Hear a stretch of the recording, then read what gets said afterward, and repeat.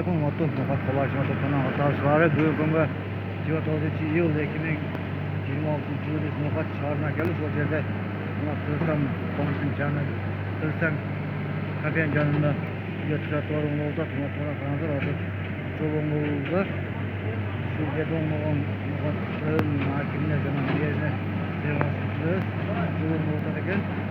Kanıdır. Sonra çoğunluğu teyze oldu.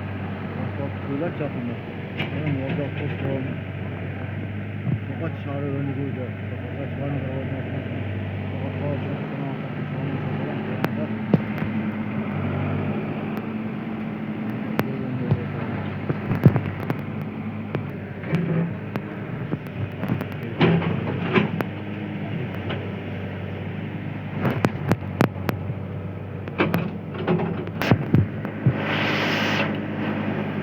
Nokat kafesi canına kırsan kafesi canının götürüyordu.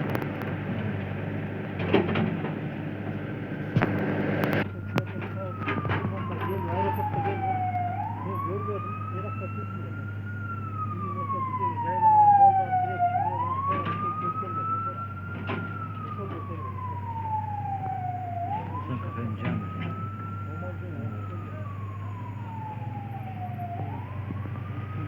Orada bakmak lazım.